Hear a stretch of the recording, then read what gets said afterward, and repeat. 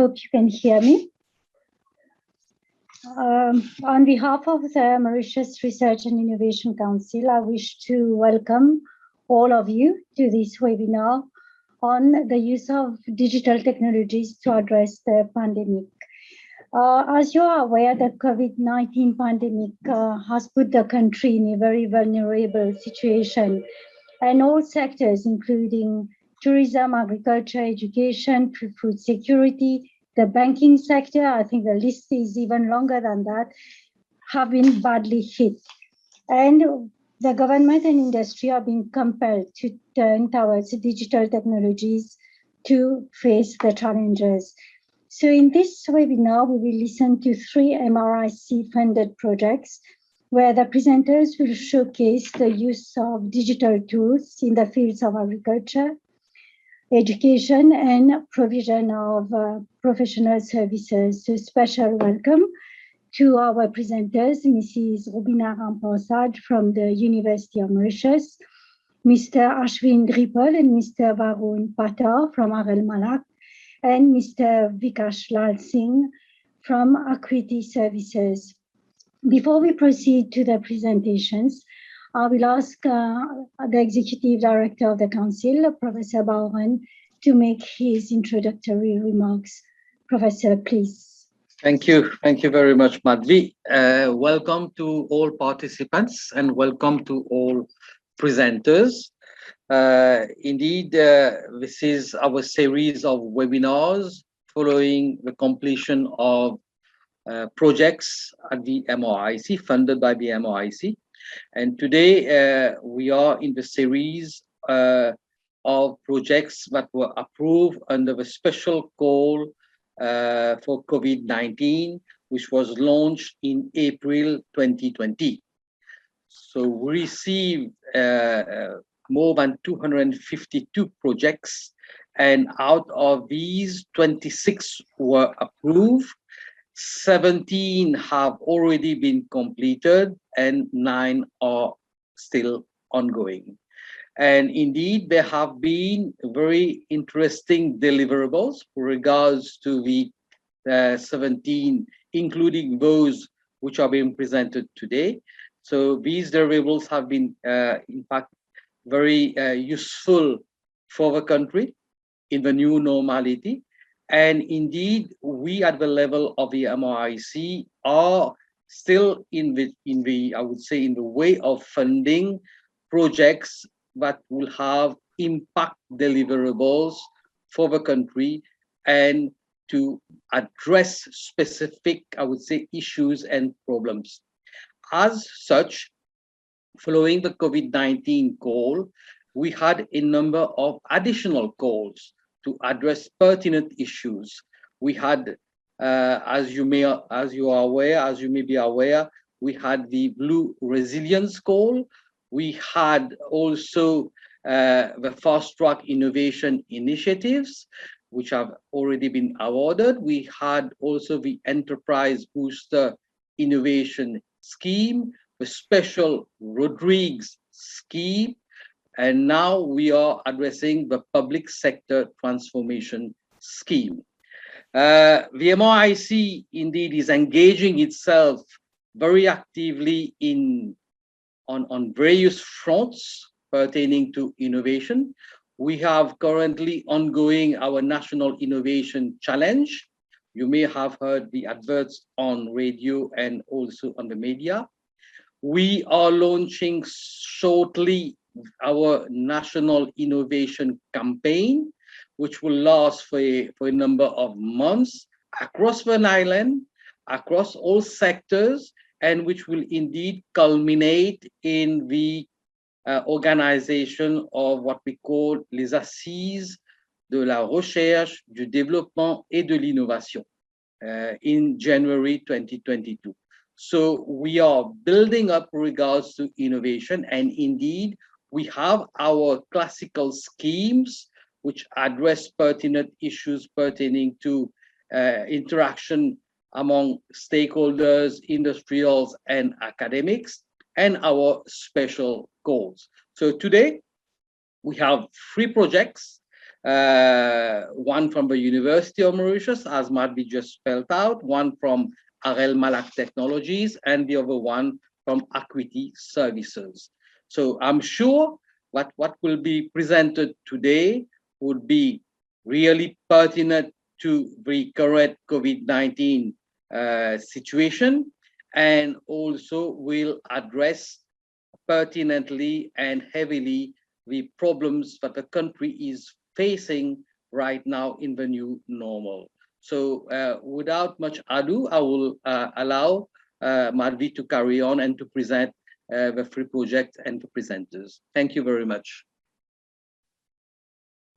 Thank you, Professor. Before we proceed to the presentations, I would just like to remind presenters that they have 15 minutes for their presentations.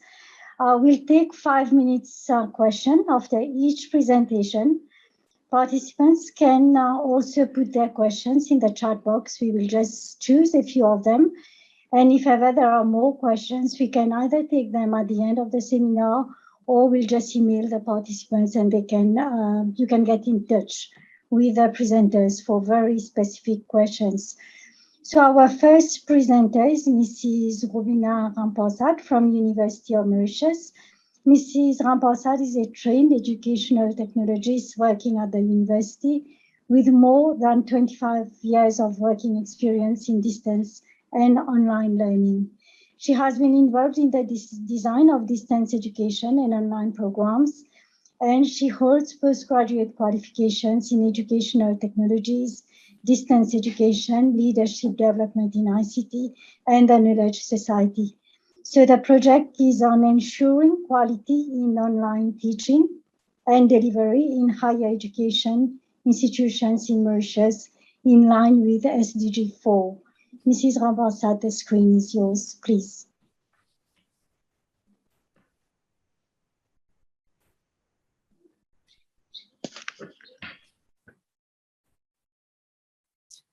So good morning, everybody. Thank you, Professor Bauran. Thank you, Dr. Madhu, and welcome to all the participants in today's webinar. So as mentioned earlier, the title for this presentation is Ensuring Quality in Online Teaching and Delivery in Higher Education Institutions in Mauritius in line with SDG 4, which is about education.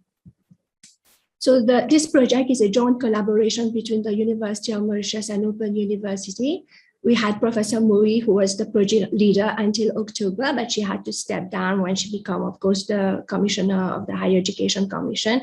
And then I took over as from November. And the other team members are Mr. Paten, who is with me today, Mr. Chadia from Open University as well, Dr. Malanga, who is from the South Africa Institute for Distance Education, Ms. Whitworth, who was formerly at the Commonwealth of Learning, and our research assistant, Ms.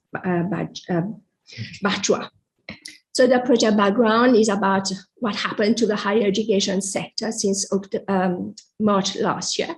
So the pandemic affected the whole education sector, and particularly the higher education sector, where we had to pivot to courses online. For example, at the university, we already were using Moodle, Google Classroom. So it became, as opposed to some programs only on Moodle and Google Classroom, all modules had to be delivered on Google Classroom, and they were complemented by Zoom, Skype, Google Meet. But others were not so used to online learning, etc. So they resorted to emergency remote teaching mode. And so they were using like WhatsApp, sending PDF notes, etc. So this project aims to support higher education institutions in the transition from face-to-face to online learning, while ensuring that they are upholding quality in the delivery of modules. The main objectives, you would know that this project is just to provide some short-term support to higher education institutions to support quality in the transition from face-to-face to online delivery. And in this, the aim of this project is to produce some kind of handbooks, quality assurance rubrics, and recommendations. and to develop quality assurance rubrics for OERs and MOOCs. And OER stands for Open Educational Resources, and MOOCs stands for Massive Open Online Courses. Though OERs and MOOCs are not that common yet in Mauritius, we felt that we had to be avant-gardist and propose these tools already so that we can start the discussion about introducing OERs and MOOCs in our programs. And lastly, to develop policy recommendations for institutional and national policy measures and guidelines regarding quality assurance in online learning. So the key deliverables for this project, what we have done in this project was to carry out an assessment of online and teaching and learning in higher education in Mauritius. We have assessed quality instruments used for ODL in 2 institutions, namely UM and OUM. And based on these 2 exercises that we've done, we've been able to develop QA rubrics for open MOOCs, OERs, develop a handbook. Actually, this handbook was not really that prominent in the project, but when we started doing the assessment of the tertiary institutions, we found that that knowledge is still a scarcity area. So we had to come up with something to get institutions started on how to start structuring the content. And then we came with recommendations for institutional national policy measures. All these rubrics and handbooks, I'm not really going to present these during this webinars, which is too short. For 15 minutes will not be enough, but our contact details will be provided. So if ever you want to have access to these rubrics and handbooks, you're most welcome. Just a brief literature review, but in the report we have included a very extensive literature review on what is quality assurance, what is being done in Africa, and what we are doing in the Mauritian context, what is being done at Open University and at UM. But just a brief literature review for the purpose of this webinar is that we have to remember that quality is about continuous improvement and adopting systematic process. Why we're talking about quality in this project is because sometimes we tend to think that quality in a normal traditional university will be the same for online learning. When we are switching to online learning, we have to remember that when we're talking about online learning, there are some specificities that we have to take on board. It is a distinct pedagogical approach. It involves a number of stakeholders, from the course experts, the instructional designers, the web and multimedia team, the librarians, examination officers, program coordination, etc. So all these shifts it's a kind of paradigm shift would require specific quality assurance standards. So again, the other characteristics of online learning, we have, there's a change in academic model, there's a lot of temporary staff, and most importantly, we are using technology. And when we are using technology will not heal a system that is not working, it will only enhance a system that is healthy. So technology is not like a panacea for all problems. We have to know and be able to use technology in the optimum way when we're talking about online learning. Now, when we come to QA in Mauritius, we have the Quality Assurance Office, whose objectives are to promote, maintain, and enhance quality standards for higher education institutions. And they also are supposed to monitor the delivery of online and interinstitutional programs. And according to its website, they are also working on guidelines and standards. And for the information, for your information, they have been really a partner in this program. They have been sharing important documents. They have been answering to our surveys, and they have really been sending feedback, etc. So they have been really an active in this project. Just a snapshot, sometimes maybe people don't know what is happening in institutions, for example, at the OU and at the University of Mauritius. At the Open University of Mauritius, they have, their main mandate is about distance education. So they started in 2012, and they were the first public university to be ISO 9001 certified. They had their first audits in 2018. And they already had the QA UK who provided recommendations on the setting up of quality system. And they have yearly MSB audits of the institution because they are ISO 9001 certified. Because their mode of delivery was already blended when COVID hit last year, it was only the face-to-face, there was an issue about the face-to-face delivery. So these were the part that had to be pivoted to online learning. They were using Skype, Google Meet, etc. At the University of Mauritius, we had already had 3 QA audits. We have an established QA office. We have a distance education center, and that was created in 1993. But since 2014, these centers have been revamped, and now we have a SIL, which is the focal point for online and lifelong learning. Because all our awards are awards, so we don't have policies per se for SIL, for distance learning, but we have general rules and regulations. So even if we're doing online learning, we have to abide by the general rules and regulations of the university. But one of the outcomes of this project was to start thinking about what is unique when we're talking about online learning, and to bring that in the general rules and regulations of the university.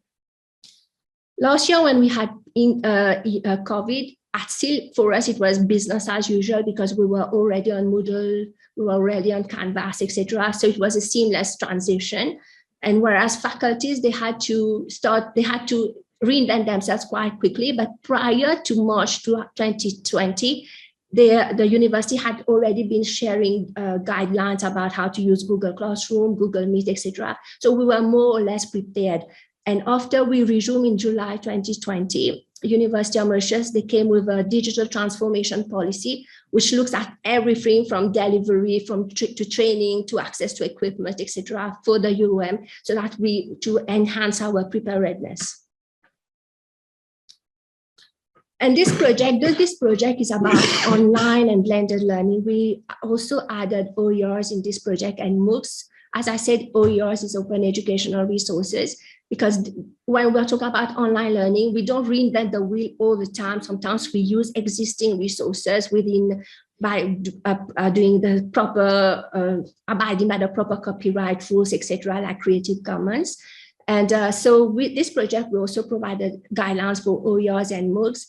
And but just if en parenthèse to mention that Open University already launched MOOC in 2019, and it had already attracted 15,000 participants across the world, and the MOOC was on sustainable development.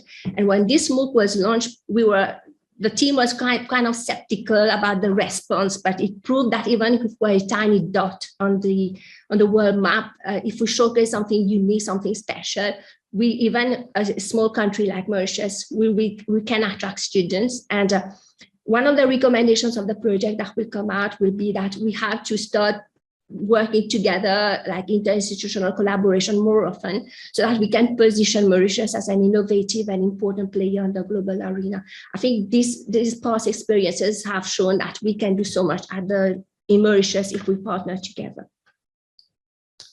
So the methodology, how did we assess the needs of the institutions? How did we know what was happening? So we conducted surveys. We surveyed all the ODL institutions, the quality assurance units of the TEIs, the 4 public tertiary educations, to identify gaps, areas for improvement, challenges faced or emphasized by the outbreak, and also what the strategies that were being deployed by the higher education institutions to address and overcome these challenges. And also we did something very interesting, was to evaluate internally 5 institutions in Mauritius, 5 modules at the Open University and OUM. And this, which I explain why this is very special. So the surveys, we did 6 surveys, and the surveys are not in the report, but they can be made available if need be. So we did 2 general surveys and then 4 customized surveys where we interviewed all the main stakeholders from the HEC, QA, the Ministry of Education, and the VCs. And then as I mentioned earlier, we did an evaluation of 5 online modules at the UM and OUM using QA rubrics. The evaluation of these modules is something very specific and it's a premiere actually, because even we've never evaluated modules at the university. It's something very sensitive, but we were able to do it. And then when we got the findings, we sent it to an external assessor who went through the findings, and then based on these the comments made by the assessor, we were able to make some further fine-tuning to the project. Based on all the surveys that we've carried out, the evaluation of the modules, we've come up with a series of recommendations. This is just a summary of the recommendations, but in the report, it's the detailed recommendations are there.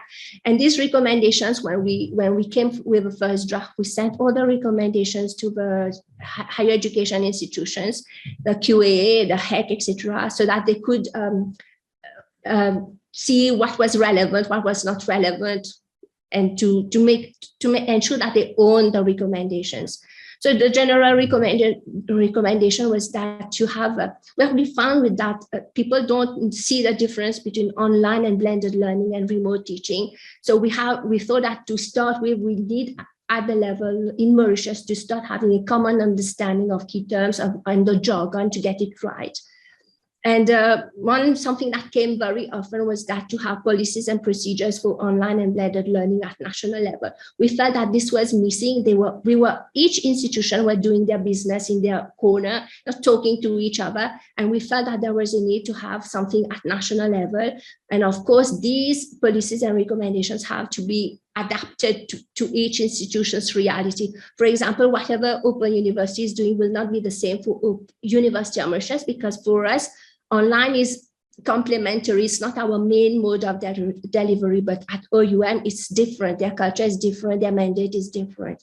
And also, we felt that there's a need to have policies for OER and MOOC because there's a complete silence. People are not aware. They are not sensitized enough about what we can do with OERs and MOOCs. And we felt that if we are going to be talking about a new normal where technology will be part of the teaching and learning, then this has to be in the vision, plan, rules and regulations of the institution, of each institution. And one thing that came over and over again was about the mindset of people, everybody from management, senior management to academic staff, to students, administrative staff. It was mindset change, paradigm change. So, and how we achieve that is through training, support, etc., CPDs for staff. And another thing that all the TRs mentioned was about the absence of instructional designers and educational technologies. At the University of Mauritius, we have free trained instructional designers, but not all the institutions have that. And in fact, when these posts were created like 25 years ago, and even I was among the first, it's something very, very specific. It's kind of scarcity area. But there are a lot that these people can contribute. And one recommendation was to have a database so that we can help others as well. And student support is something very important because when we're talking about online distance learning, student support is a pillar because there's the separation between teaching and learning. They don't happen at the same time. So student support, whether it is in the form of administrative support, academic support, or support in terms of grooming students to acquire the study skills, etc., is very important. So a lot of emphasis was put on pastoral care and student support. And since this project is being discussed within the context of COVID, the need to have contingency built in academic calendars was proposed, whether be it in terms of having buffers in the academic calendars. And because we found that there was the issue of socioeconomic factors that can impact on access to equipment, to internet access, it was suggested that institutions have an up-to-date inventory of equipment and who is having access to what, so that whenever there is an emergency situation, we know where the gaps are and try to fill in as quickly as possible. Everybody has been hopping a lot about inter-institutional support and collaboration. And for example, one way of going to achieve that inter-institutional collaboration was through MOOC. And copyright and IP, of course, is very important because in the context of OERs and MOOCs, there is a gap here and we have to try to provide training in that area as well. So as a conclusion, we can say that the long-term aim of this project is that it culminates into a national initiative where all HEIs are guided by national policy for online learning, which they will then own by adapting it to their institutional cultures and specificities. And we wish that DNA to be part of the fabric of all HEIs. Just a word of caution about this project. We are aware throughout when we have been going through the feedback that we receive from all the participants in the surveys and in the validation of documents, etc. We thought there was some resistance. Sometimes people were saying we don't want to do that because we are going back to normal. So we are aware that there are schools of thoughts. But we have to realize that when we're talking about the new normal, technology will be present more and more, and we have to be better prepared and ensure that we use technology in the best possible way. We are aware that institutions differ. Even as when we were working with OUM in that project, we are aware that we can't impose everything on them because their mandates are different. Our mandate at the University of Mauritius is different. There are cultural environments that are different. Their vision and mission are different. So we are aware of these differences. We also recognize that there are socioeconomic factors when we're talking about technology, and we have to be wary about that. And in fact, in that project, we went a bit further when we prepared the handbook, where we started to think about access inclusiveness as well, special needs, and we have included that in the project as well. Though we don't have experts yet, but we started the dialogue at least. So the project is just to provide general guidelines and rubrics that will need to be adapted to the context and specificity of each institution. And with that, I end my presentation. Just a vote of thanks to MRIC and to Professor Baron, Dr. Madhu, and Ms. Kodabuks, to the Open University and University of Mauritius for all the support from day one, and to all the respondents to the questionnaires and who have provided feedback on the recommendations of the report from HEC, QAA, UOM, Open University, University of Technology, and Université de Mascaret. So thank you for your attention. So my presentation is over. Thank you so much, Mrs. Ramparsad, for this most interesting presentation. I think we can take a couple of questions before we move to the next presentation. If you have any questions, you can just put them in the chat box, and we are going to select a few and ask the project leader to reply. So I already have one question from our executive director himself. How does this project fit within the policy framework of UOM for online learning? Actually, Professor Baron is an ex-staff of the University of Mauritius, so he knows about the context. We don't have policies per se for open and online learning at the University of Mauritius, because these are UOM awards, so we have to abide by the rules and regulations of the UOM. But we have policies more about workload, policies about remuneration, but quality assurance policies for online learning, we don't have it yet.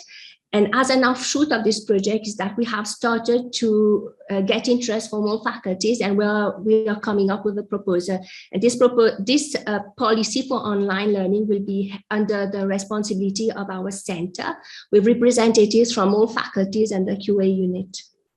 So it's in the pipeline. Thank you, Mrs. Ramparsad. Any more queries, questions, suggestions from participants? You can plug in your comments in the chat box if you have any, or you can send them to us and we'll share them with the presenters later. So if we don't have any more questions, I'll just move to the next presenter, who is from AREL Malak Technology. So from education, we are going to move to another sector, the agriculture sector. In this project, AREL Malak has put digital technologies such as Internet of Things and AI at the disposal of farmers in the agriculture sector. And our presenters, Ashwin Kumar Dripal and Varun Patar, who are electronic engineers and software engineers respectively, are going to share that piece of work with us. So Mr. Dripal, please.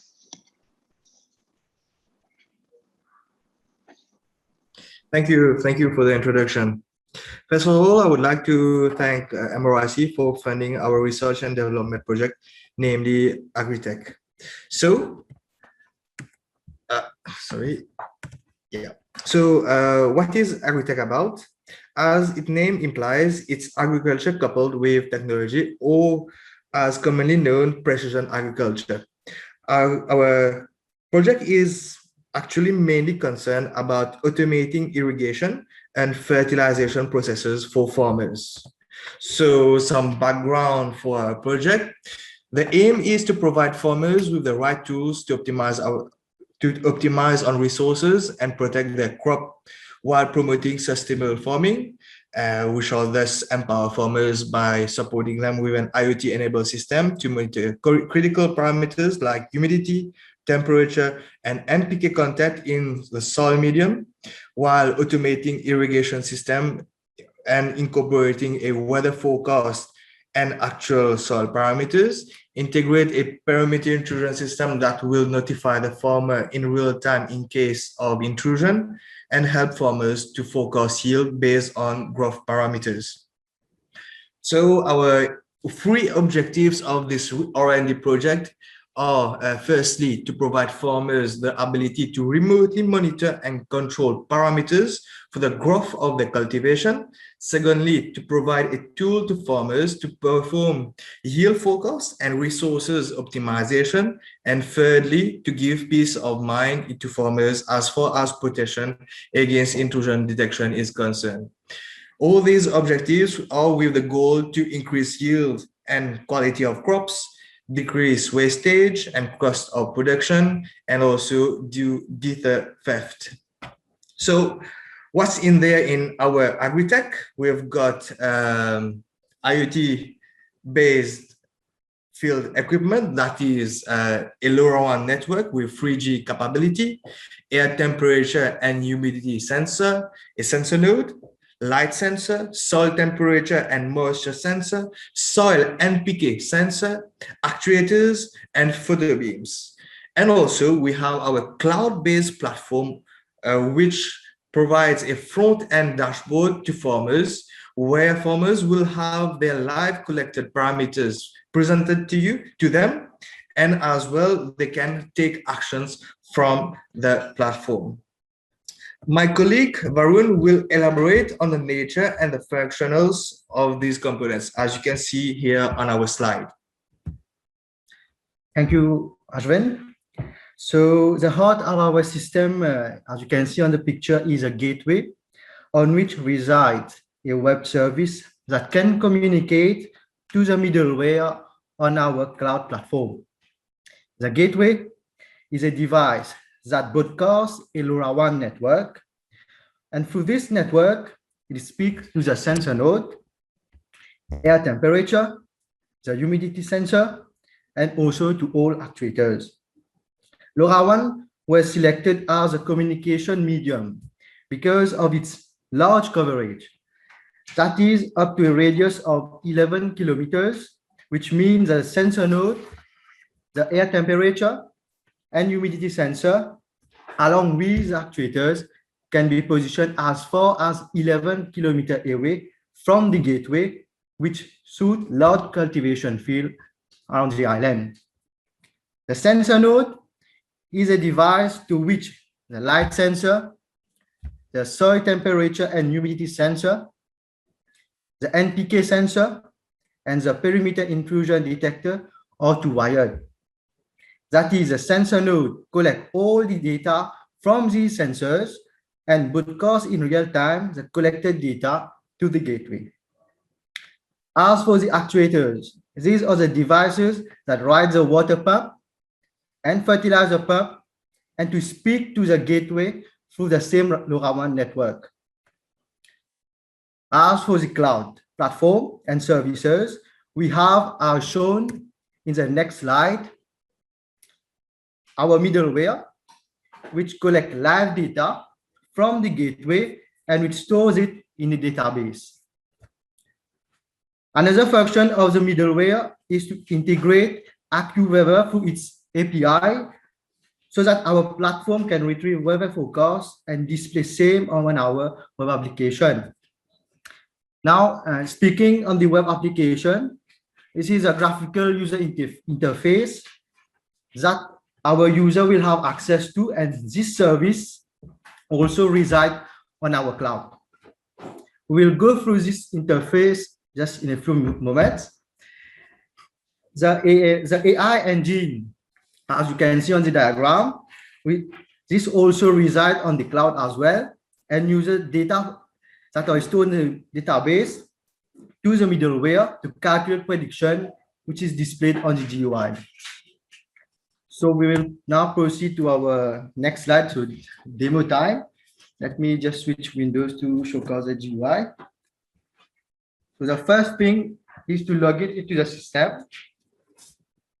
The user will have to input his credentials.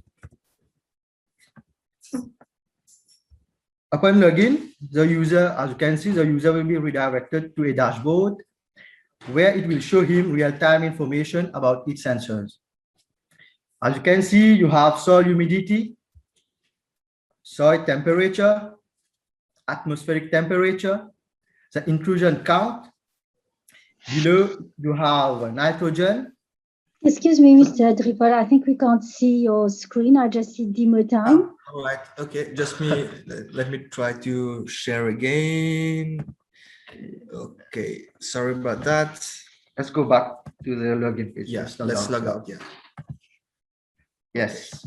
Can you see our screen now with the login? Yes. Yes, we can see your screen.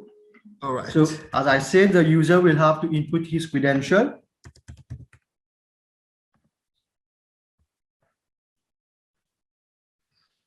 Upon login, the user will be redirected to a dashboard where you can see real-time information about its sensors.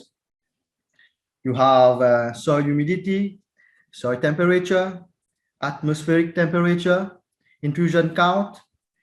Below you will have nitrogen, potassium, phosphorus, and sunlight exposure. Now, if you click on view details for one element, a graph showing latest 5 value will be shown to you. And this is applied for each element. Now, if you click on view details, the atmospheric temperature, you will see weather forecast provided by AccuWeather API. Let's move to the crop information section.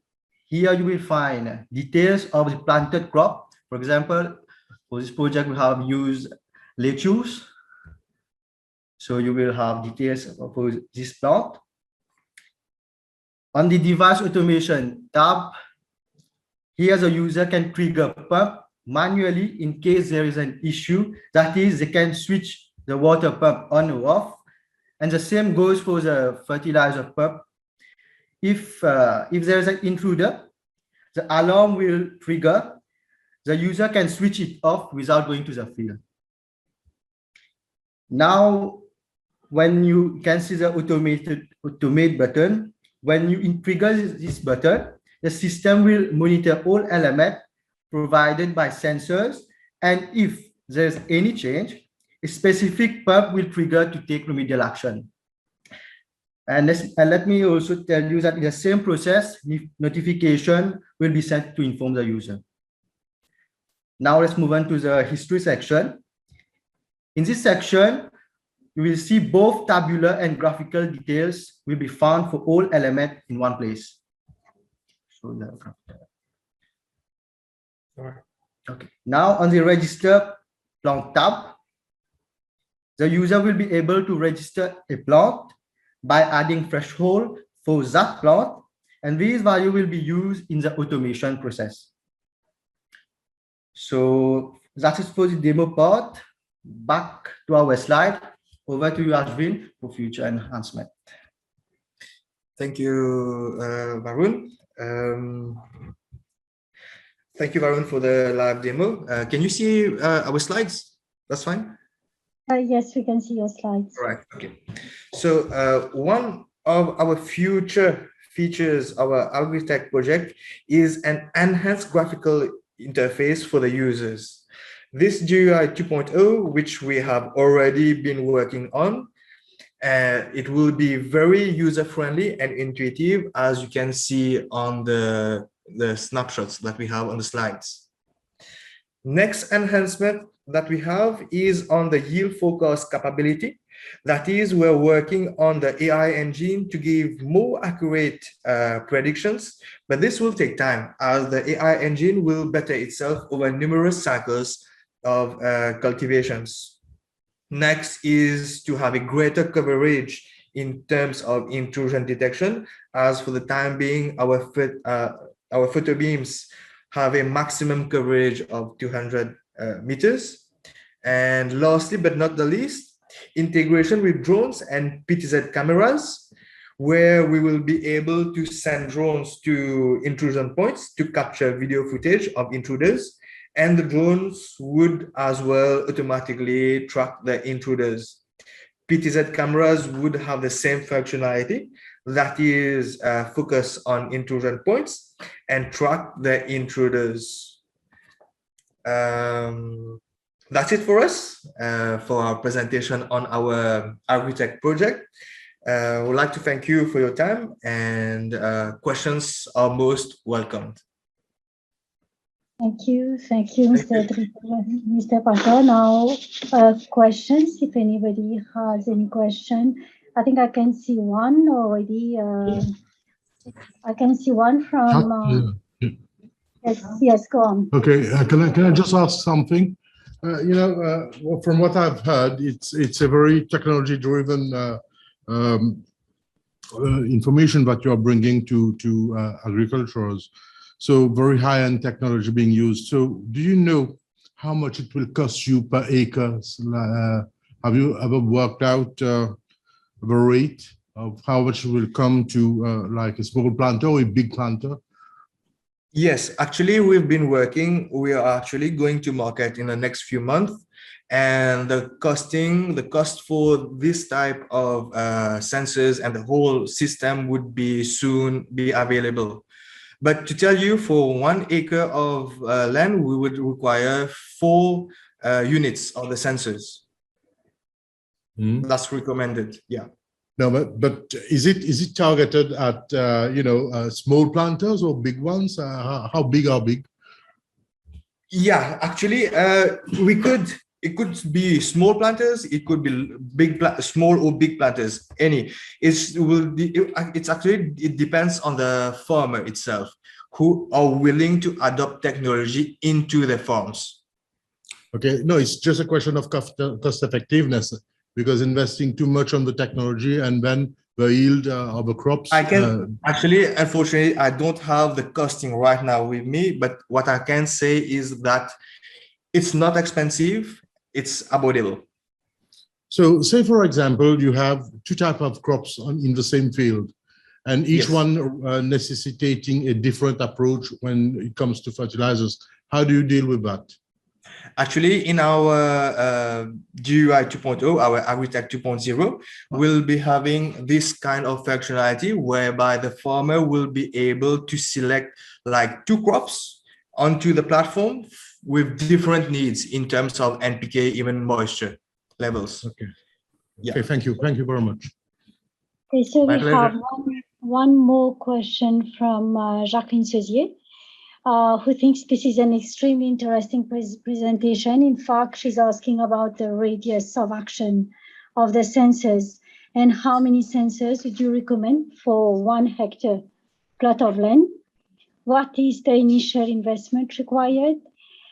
And will the cloud monitoring be included in the investment, or is it an additional monthly element? Yes, in terms of radius of action of the sensors, as mentioned in the presentation, the sensors can be installed as far as 11 kilometers from the gateway. So we have a radius of 11 kilometers that the sensors can be installed at, but that radius can also be increased by having a second gateway in the field. So we can say the radius of action can be unlimited, provided that we can install gateways. In terms of how many sensors can we have on a plot of land, our recommendation is 4 units of the sensors per hectare. That's our recommendation. As I mentioned just before, in terms of investment, the cost of the solution will be out in the next few months. And also for the cloud monitoring, it would be a yearly fee, actually, after the CapEx, that is after the equipments. yeah, I think I think you addressed all the questions. Yeah. We have one from Mhm. University of Mauritius, Dr. Naubert. She's asking whether this system has been tested in the field. If so, on which crop, and whether this system has any impact on the yield. Yes, so we have been testing this system in the field.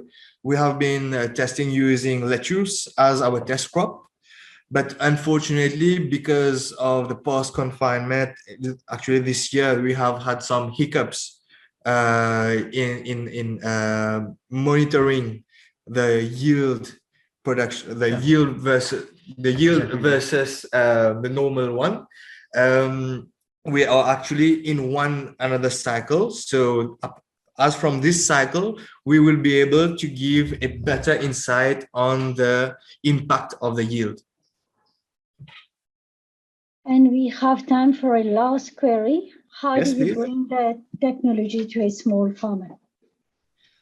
Yes, it's all about education.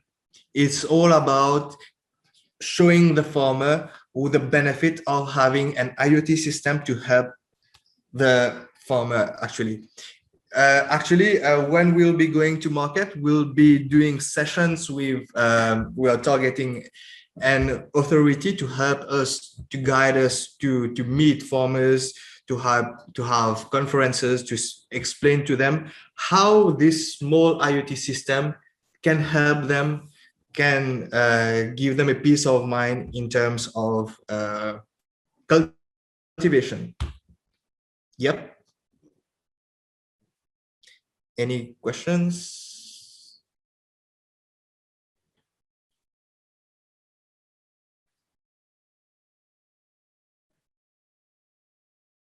Sorry, can't hear you, Madhu.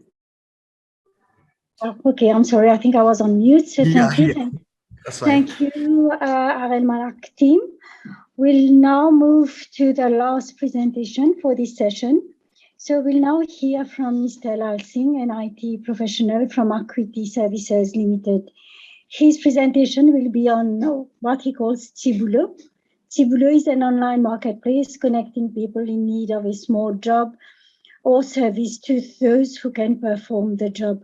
So if any of us needs a gardener, a plumber, a builder, a babysitter, or a cleaner, we can access to that mobile app and get the services. So Mr. Lal Singh, the screen is yours. Thank you. Thank you, everyone. Can you hear me correctly? Yes, we can hear you. And I guess you should be seeing my slide as well. So thank you, everyone, for joining in. And thank you, MIOC, for giving us the opportunity to showcase the solution, which we are grateful for MRIC to have funded us actually. So going to our application, I'll just give you a bit of background in terms of how it works and how we came into it. So just give me 1 second, just to make sure that we are on the right slide.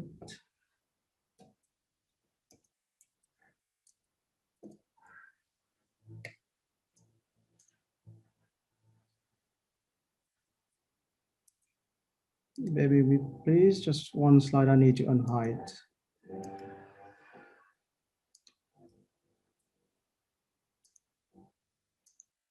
Okay, great. So to give you an idea of how we came up with this solution. So initially, while looking at the COVID situation and how it's impacting workers in general, so manual workers or informal workers, we started to look into people who look after childcare. I mean, people in the childcare industry mostly. So there's an estimated over 2,000 people working in childcare in Mauritius. That includes nurseries and pre-primary schools. And in situations where childcare, I mean, like nurseries and pre-primary schools are closed, so let's say when there's bad weather, cyclones, or things like this, these people, so they stay at home, obviously, and the kids, the children, they are forced to stay at home, and the parents most likely need to take a day off from work and to look after the children. So this is one of the situational problem that we were facing, I mean, which we is currently facing as well, and which was one of the ideation we were discussing while looking into this project. And then, so we decided that maybe it's a good solution to provide, a system, a platform whereby people can hire childcare providers when they are on their off days. So which would mean technically when they're not working in the institutions and where they need it the most. So weekends or even when there's bad weather and the institutions are closed. And extrapolating on that, so we realized that in terms of the opportunity, we could extend it to any worker, actually, not just childcare providers, but that could be gardeners, that could be plumbers, that could be builders as well. Anyone who does any manual jobs or informal jobs, or as we call it in our jargon here in Mauritius, like a tibulu, it's small work, small piece of work, can be ad hoc or it can be repeatable, like recurring every month. It all depends. So we came up with the business model that if we have a mobile app that integrates, we have like a platform that has all these service providers registered. So all these professional service providers, it could be gardeners, babysitters, and also any builders. And then we could link it with customers who need service. So as a customer, for instance, if I need a gardener, I'm sorry for the background noise, you might hear the gardener working downstairs at my place. But if you need a gardener for some small work, you probably, what you would do is you post it on the app, on the platform, and then people would be able to select and allocate the job to a gardener. So let me show you in terms of the architecture model, how it's supposed to work. So on your mobile app, you would normally, as an individual or as a business, you would be able to request for a service. So you will register yourself and also request for a service. And then on our platform, so this service will be sent to the platform and it will be able to link it to people who have registered. So professional service providers will need to register on the platform as a service provider. So it depends on what they do. So someone could be a babysitter and could be a cleaner as well. So they would register on their end. And the platform, what they would do is it will link you with service providers so that have the skill set that you're requiring for the job that you need. So technically all service providers will receive the request, and then what they need to do, they will need to bid for it. So actually it's like giving you a code. So if you're looking at, you need a gardener to look after, let's say 25 square meters of lawn, you would post it on the Tibulu app and you would say, okay, this is the location, and also some small details about the job. You could also post pictures of the job if you need to. Like for instance, for plumbing works, you might not know what type of equipment or what type of materials is needed. So you just take a picture of the issue you have at home and then you upload it with your request. And all the professional service providers will get the request and then they can bid. So everyone will bid based on the estimate and based also on probably the distance as well they need to travel to come to your place for you the service.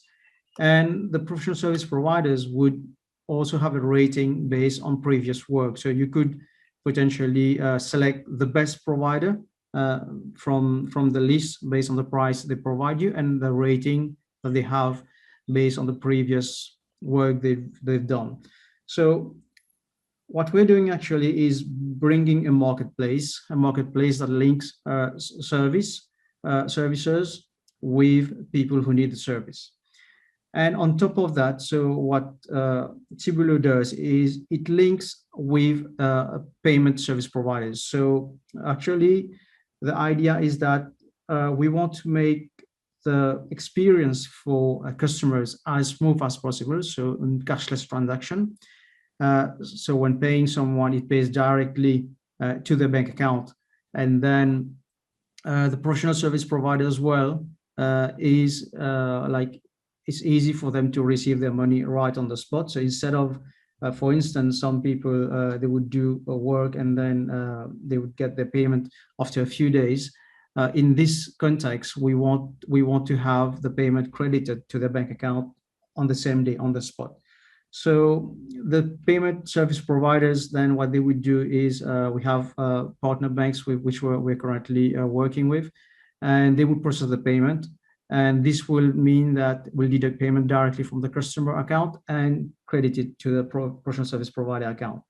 So this is the general idea of how it works. I don't know if there's any questions or if questions will be held until completion of the presentation. I think we take the questions at the end of the presentation. Right. Okay, great. Thank you. So yeah, so this is how the model works.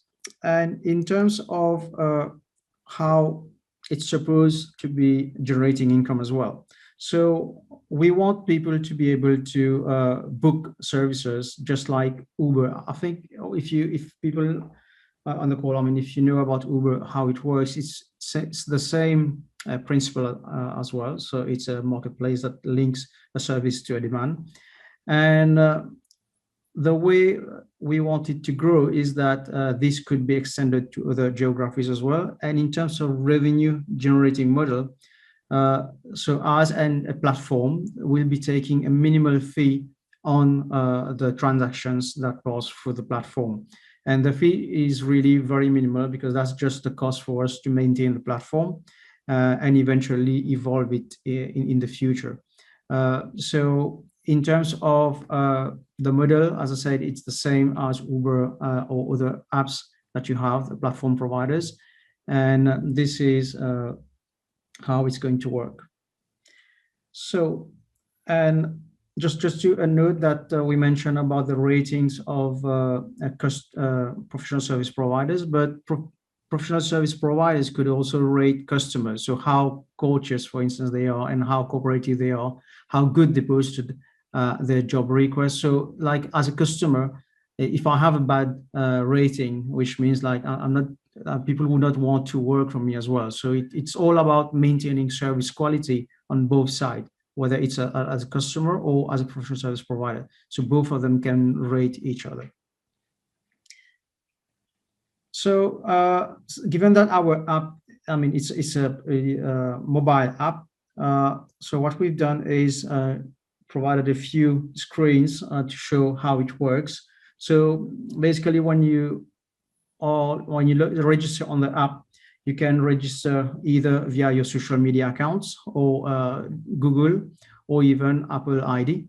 So it depends what you're using. So you would register, and then you would be able to edit your profile to put your details. So we're encouraging people to put their ID number as well, because I mean, as a professional service provider, we need to instill trust for people to customers, because that's eventually people are coming to work at your place, for instance, as a customer. So to instill that trust, we are asking people to put their NIC number, and also that would enable us to trace any potential fraudulent activities, if any. We do have some controls on that internal into the app, but this would help us for investigation further.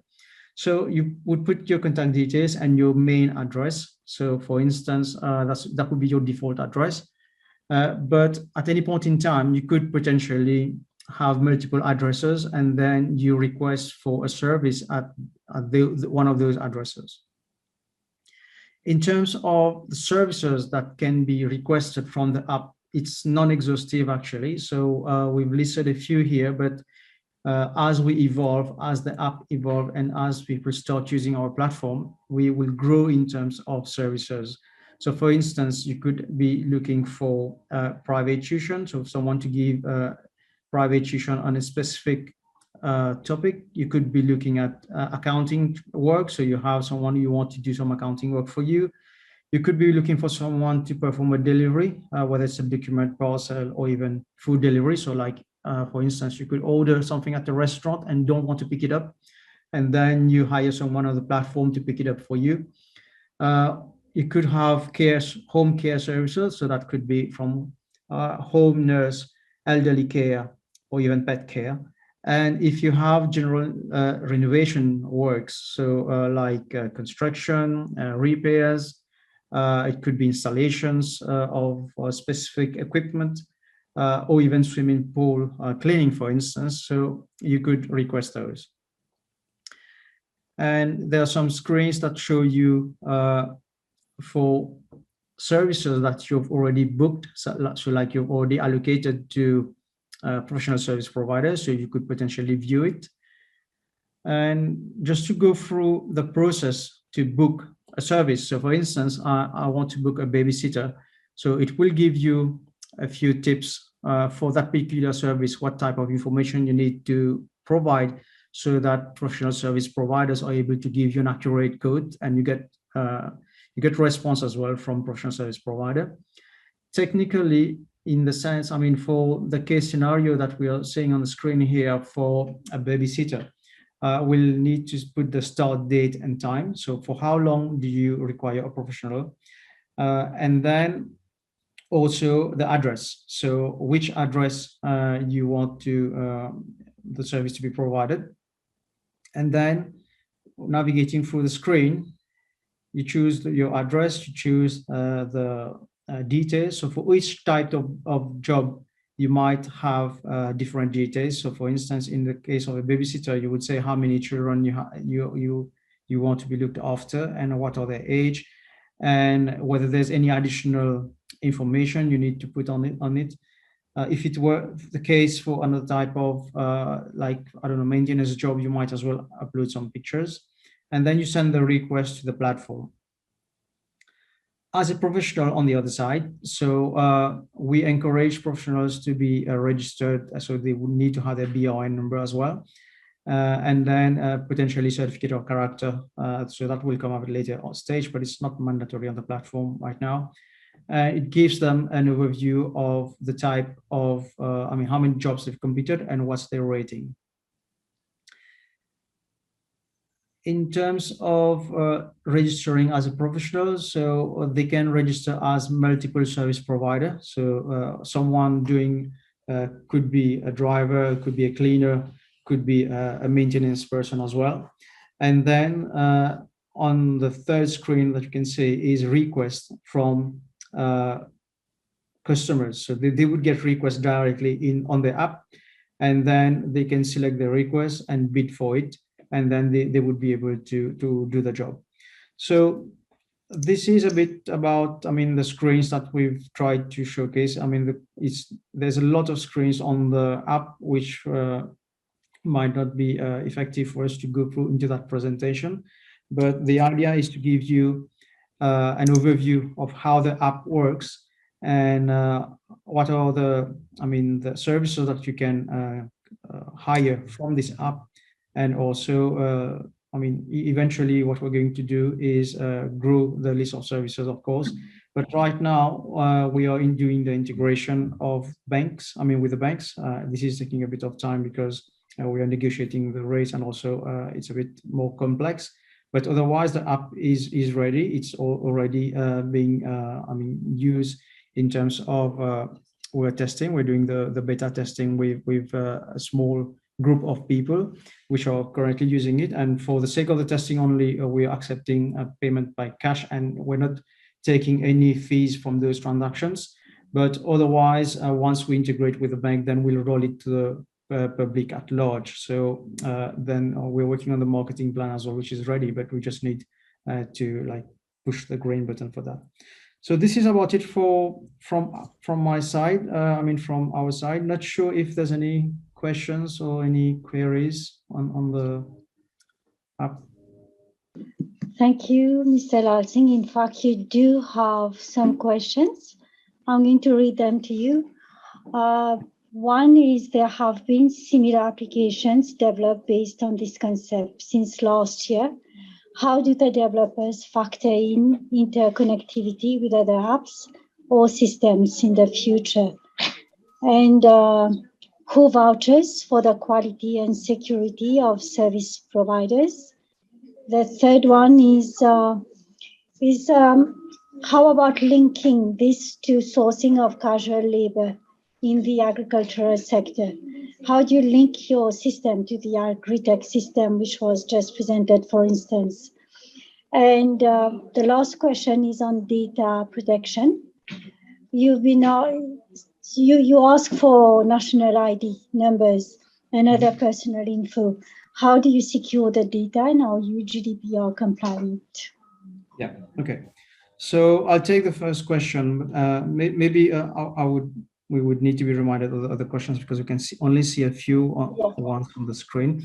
But for the first one regarding integration and other apps, yes, we do have competitive apps, let's say, that have come into the market. I mean, not really apps, we've seen websites actually, but none. I mean, there's a few apps, but they don't work. It's not the same. We cannot contract people directly. It's more like a marketplace where people advertise their services. No, there's no plan for us to integrate with other apps or other providers or other similar kind of providers. Our app Tibulu, it's an idea we had like a few years back, and through the financing of MOIC, so we've started developing it. I mean, we started before, but then we got this has helped us to move faster on the app.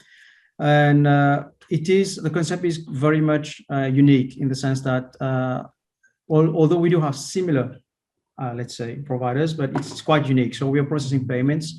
We are doing cashless payments directly on the app. We are promoting people like casual workers to onboard on the app and to work for themselves. So whether they have a BRN or not, so they could potentially provide service. And that was in line as well with the COVID-19 impact on casual workers, as many of them had lost their jobs. So potentially they can use this app as an alternate route to get work and to get paid, actually. So I think that answered the first one. Not sure if I can recall the second one. Okay, I mean,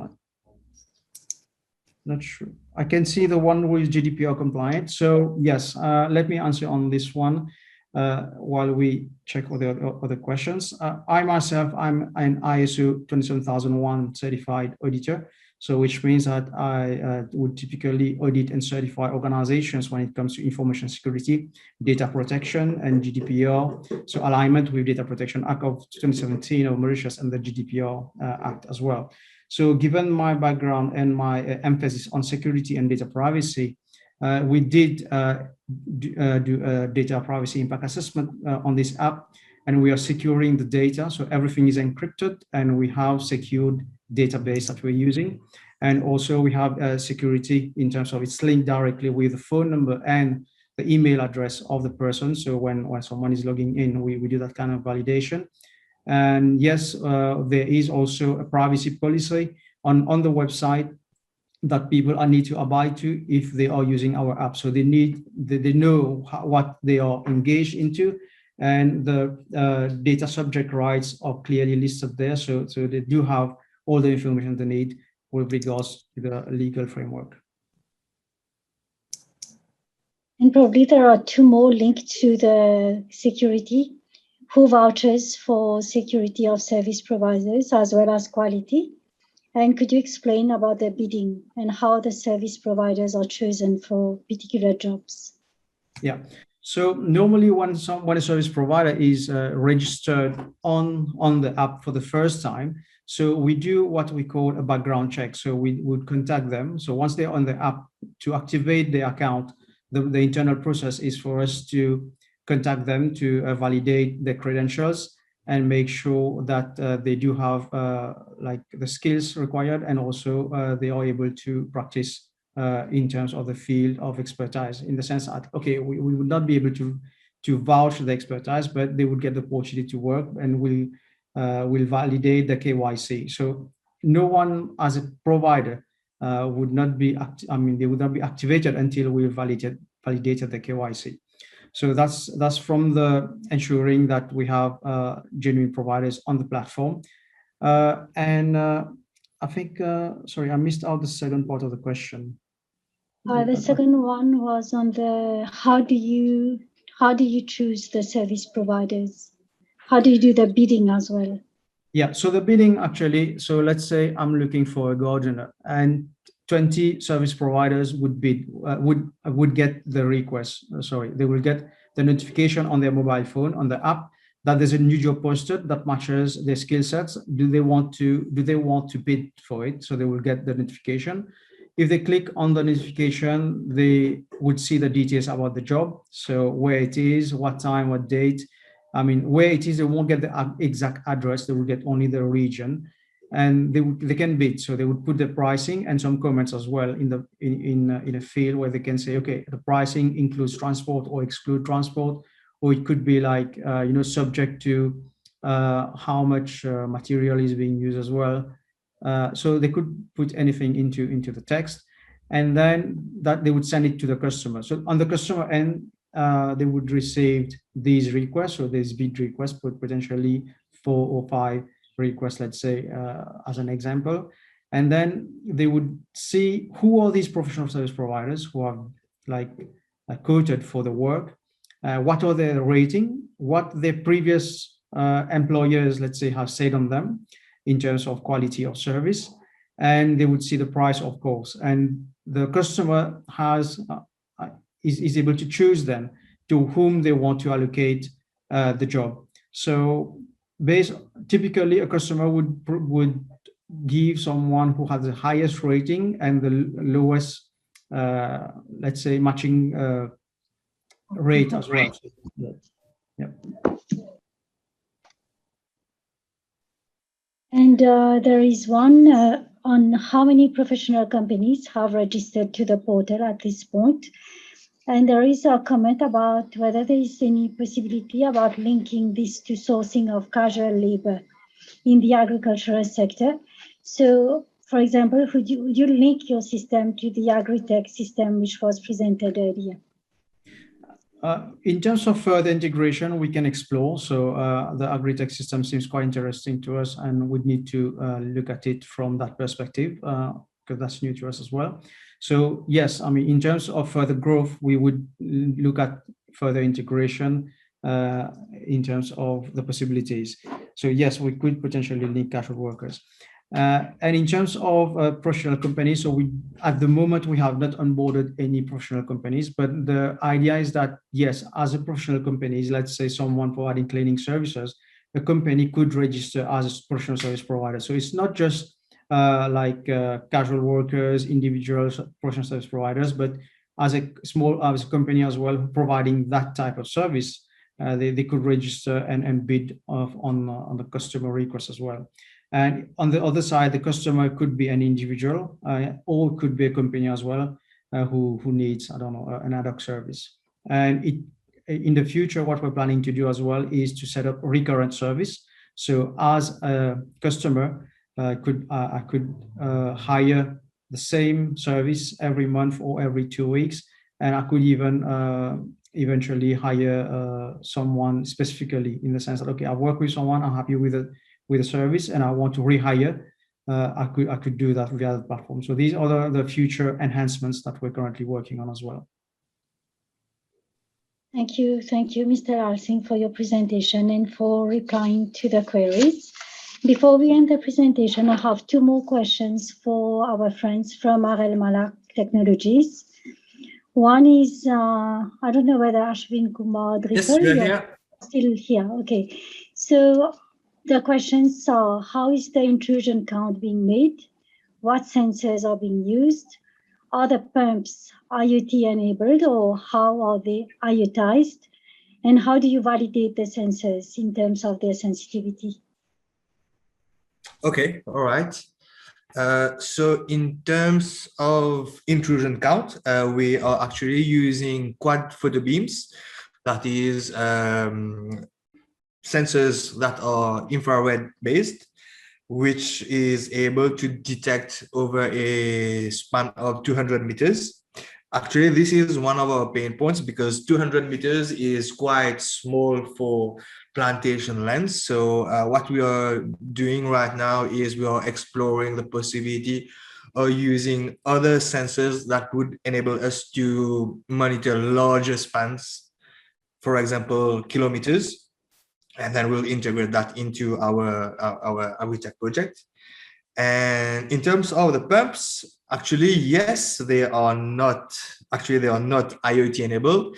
What we are actually doing is that we control contactors, and these contactors switch on or switch off the pumps. But we are looking in the possibility of having solenoid valves that we can control and having a pressure sensor in the pipes to be able to monitor whether the water pumps are really switched on and how much of flow of water is being fed into the fields. So I hope that answered the first two questions. And the third one was, sorry, it was about, Let me oh recheck. yes, sensitivity. Yeah. So in terms of sensitivity, the sensors that we have procured from a manufacturer, it already comes with a certificate, a calibration certificate. And in the calibration certificate, there is already the percentage of how do you call it? I forgot the technical name. Actually, there's a percentage of sensitivity that is dropped every year that is mentioned in the certificate. So what we have done on our platform, we have already incorporated that so that over a span of 3 years, we don't need to calibrate to remeasure the sensor's sensitivity. Right. So after 3 years, we would recommend the farmers who would buy our system to do a sensitivity test to recalibrate so that to have optimal sensors. I hope this answered the questions. If there is anything else. Yes, thank you, Mr. Ashwin. I think we've reached the end of the seminar. I would like to thank all presenters for sharing their work on digital technologies. I would like to thank participants for taking the time to attend the webinar. If you didn't get an opportunity to put your question or clarifications, if you need you want to make comments, please do send them to us on our email address, which is in the chat box. I will say it is poigs@mric.mu. Our phone number is 465 12 35. So you can get in touch with us and we'll relay the questions to the presenters.